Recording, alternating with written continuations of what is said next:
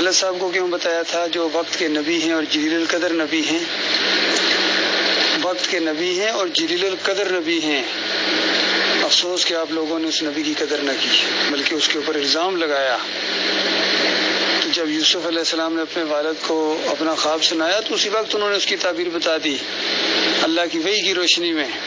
اور انبیاء اسی طرح کیا کرتے ہیں. خود نبی علیہ السلام کی یہی ایک روٹین تھی. صحابہ خود اپنا خواب بیان کیا کرتے تھے، اور کبھی کبھی اگر نہ بیان کریں تو نبی علیہ السلام کہتے تھے کہ میں نے خواب دیکھا ہے. اس انداز سے امتی ایک جب خواب بتاتا ہے کس لیے بتاتا ہے؟ نبی کو، وقت کے نبی کو. اور وقت کا نبی جو آگے سے بات بتایا، کیا امتی کو اس کا یقین نہیں آتا ہے؟ کیا وہ غلط ہو سکتا ہے؟ آپ سوچ بھی سکتے ہیں ایسا؟ ہرگز نہیں. یوسف علیہ السلام نے اپنا خواب بتایا، اور خواب کی تعبیر ہوتی ہے، یاد رکھیے.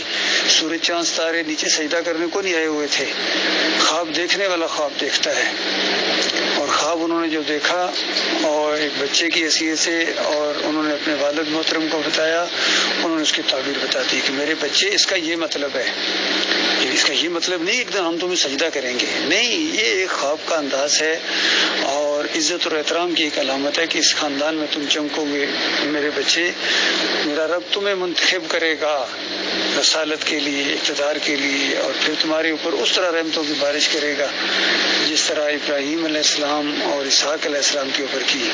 تو کیا ابراہیم علیہ السلام اور اسحاق علیہ السلام کو اللہ نے سجدے کروائے تھے؟ نبوت سے آگے کوئی چیز نہیں ہوتی ہے. سجدہ تو الوہیت ہے، اور سارے انبیاء جو ہے وہ اللہ کو سجدہ کرتے ہیں، اللہ کا حق ہے. اور اس انداز سے اللہ نے وہ سٹوری بیان کی ہے جو خالص توحید کی سٹوری ہے. اللہ کے بندوں، خالص ایمان عقیدے کی بات کو آپ لوگوں نے شرک اور کفر میں بدلی کر دیا اور انبیاء پر الزام پر. یہ آپ کے حصے میں آیا ضرور ہے، اور اللہ تعالیٰ نے ایسی چیز رکھی ہوتی ہے ایسے مریضوں کے لیے جن کے دماغوں کے اندر شرک ہوتا ہے. وہ بندوں کی بندگی کرنا چاہتے ہیں اور بندوں کی بات کو اللہ کے مقابلے میں مانتے ہیں. باقی آپ لوگوں کو آپ کے یہ بھائی سمجھا رہے ہیں، آپ کی سمجھ میں اگر نئی چیز آ رہی ہے، نہ عالم دین کی بات سمجھ میں آ رہی ہے تو نہ عام ساتھیوں کی بات سمجھ میں آ رہی ہے، تو کیا پھر اللہ نیچے آ کے آپ کی درخواست کرے کہ اللہ مان جاؤ نا؟ ایسا کبھی بھی نہیں ہوگا. اللہ تعالیٰ نے قرآن بہت سادہ اور بہت ہی عام فہم اور سمجھنے کے لیے، نصیحت کے لیے آسان کر دیا ہے. اگر آپ نے اس کو اتنا مشکل بنا دیا ہے اور بالکل ایک آپس میں بحث و اقرار کا ذریعہ بنا دیا ہے توحید کے ماننے والوں نے، تو یہ آپ لوگوں کی بدبختی ضرور ہے بھائی. اللہ تعالیٰ آپ کو اس کی سمجھ عطا فرمائے، آپ کا دل کھول دے اللہ تعالیٰ. اسی لیے ڈاکٹر مصعب الدین عثمانی رحمۃ اللہ علیہ نے اس کو کھول کے بیان کیا ہے. 3 مختلف کلپ ہیں ان کے، 3 مختلف اینگل سے اس بات کو بیان کیا ہے، اور پھر فتویٰ بھی لگایا ہے کہ جن کا ایمان صحیح نہیں ہوتا ہے وہ اس طرح تفسیر کرتے ہیں. تو ابھی آپ کے دماغ کے اندر جو اس طرح کی باتیں آ رہی ہیں نا کہ وہ تفسیر تو وہ تو تعبیر تو بعد میں ہی نہیں بتائی گی، بعد میں نہیں، اسی وقت بتا دی تھی یعقوب علیہ السلام نے. ہاں، بعد میں یوسف علیہ السلام نے اس کی تائید کی تھی کہ بالکل ابا جان جو یہ بات آپ نے بتائی تھی میرے رب نے اس کو بالکل سچ کر دکھایا. اس انداز سے وہ بات آ رہی ہے. اور آپ چونکہ ایمان خالص کو نہیں سمجھتے ہیں، شرک آپ کے دماغ میں آ گیا ہے اور متاثر ہو گئے ہیں محمد حنیف سے، اللہ کی کتاب کو آپ نے پیچھے چھوڑ دیا. تو ہمیشہ یہی ہوا ہے، آج کوئی نیا واقعہ تھوڑا ہی ہے، ہمیشہ یہی ہوا ہے، ہمیشہ یہی ہوا ہے.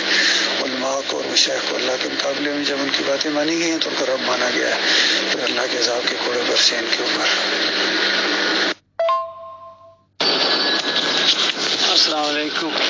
اصل میں آپ کے دماغ میں شرک ہے، توحید کو نہیں پہچانتے ہو، اس وجہ سے اس طرح کی بار بار چیزیں سامنے لانے کی کوشش کرتے ہو. یوسف علیہ السلام کو سجدہ ثابت کرنے کی کوشش کرتے ہو. اس کی وجہ یہ ہے کہ آپ کا ایمان خراب ہے. اسی لیے ڈاکٹر عثمانی رحمۃ اللہ علیہ نے فتویٰ بڑے زبردست انداز سے دیا تھا کہ جن کا ایمان خراب ہوتا ہے وہ اس طرح تفسیر کرتے ہیں، اس طرح تفسیر کرتے ہیں. اسی طرح تفسیر کی محمد حنیف نے، اور اسی کا اگلا ہوا بار بار چبا رہے ہیں. یہ ذرا سخت انداز ہے میرا، کیونکہ آپ کے دل میں اللہ کا کوئی وقار نہیں ہے، آپ قرآن کے فہم سے بالکل خالی ہیں.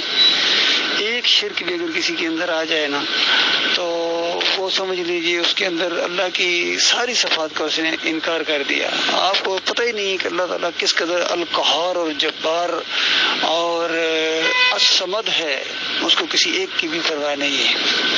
یہ نقطہ آپ نہیں سمجھ پائے کہ یوسف علیہ السلام کبھی اس چیز کا تصور بھی نہیں کر سکتے تھے کہ ان کا باپ ان کے سامنے سجدہ کرے گا. اچھا میں آپ سے پوچھوں اگر آپ کیا اپنے بیٹے کے سامنے سجدہ کریں گے؟ آپ کہیں گے کبھی بھی نہیں. کیوں نہیں کریں گے؟ یہ شرک ہے جی.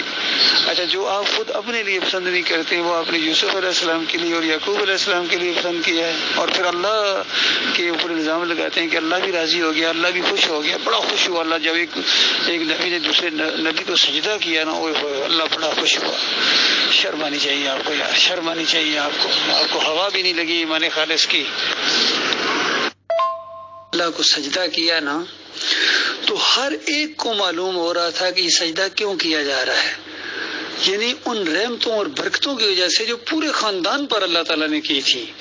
کس طرح کنان سے ان کو نکالا، پھر کس طریقے سے حالات واقعات سے گزارا، اور پھر ان مشکلات کے اوپر سب نے صبر کیا. پھر جن لوگوں نے بیچ میں یعنی جو دوسرے بھائیوں نے کمزوریاں بھی دکھائیں، حالات واقعات کے ذریعے ان کو احساس ہو گیا، اللہ تعالیٰ سے معافیاں مانگی، اللہ تعالیٰ نے ان کو معاف کر دیا. اس ساری رحمتوں اور برکتوں کے اوپر سجدہ شکر کیا گیا اللہ تعالیٰ کو. یہ تو ہے پوری حقیقت اس چیز کی، ٹھیک ہے. اور انبیاء ایسے ہی کرتے ہیں، ہر نیک آدمی اسی طرح کرتا ہے.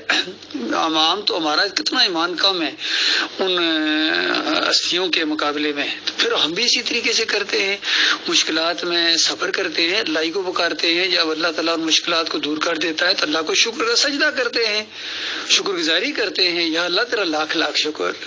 تو یہی انداز ہوتا ہے، سیدھی سادی یہ بات ہے. اس کو کیا سے کیا بنا دیا ان نمک حرام غداروں نے، جن کے دلوں میں ذرا بھی اللہ کا وقار نہیں. چھوٹی چھوٹی باتوں پر، یہ بات میں آپ کو نہیں کہہ رہا ہوں برا نہ منائیے گا، میں دوسروں کو جن کی وجہ سے آپ پریشان ہوئے میں ان کو کہہ رہا ہوں کہ چھوٹے چھوٹے الفاظ کو لے کر کے فلاں نے یہ کیا تھا، فلاں نے یہ کلپ چڑھایا تھا، اس نے یہ کہا تھا، اس طرح ایسی کہانیاں گاڑ رہے ہیں، ایسے اس کو مروڑ تروڑ رہے ہیں. یہی وہ لوگ ہیں جن کے دلوں کے اندر زیغ ہے، جن کے دلوں کے اندر ٹیڑھ ہے.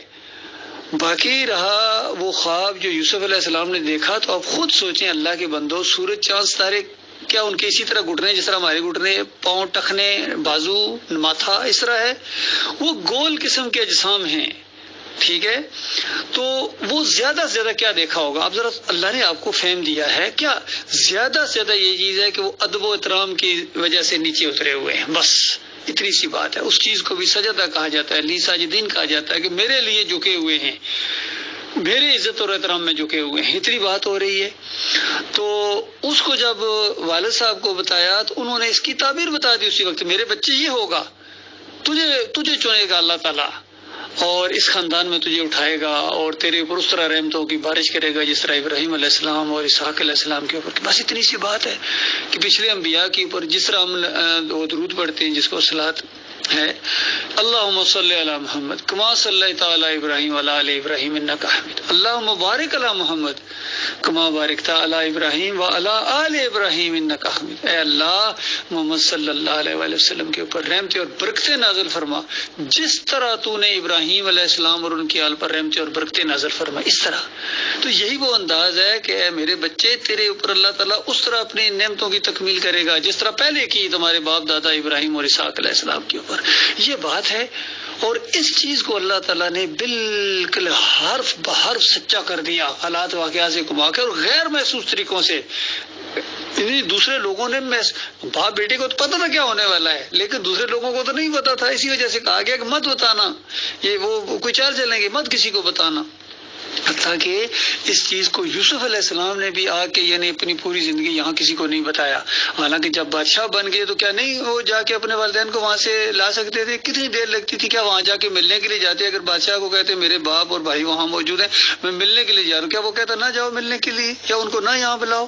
سب کچھ وہ کر سکتے تھے. لیکن انبیاء اللہ کے حکم کے بغیر کچھ نہیں کرتے ہیں. جب تک اوپر سے حکم نہیں آئے نہیں کر سکتے ہیں کچھ معاملہ. علاقہ نہیں چھوڑ سکتے ہیں، اپنا علاقہ نہیں چھوڑ سکتے ہیں اللہ کے حکم کے بغیر. اسی وجہ سے یونس علیہ السلام کو اللہ تعالیٰ نے وہاں مچھلی کے پیٹ میں لے کے گئے تھے کہ اللہ کے حکم، آخری حکم آنے سے پہلے علاقہ چھوڑ دیا تھا.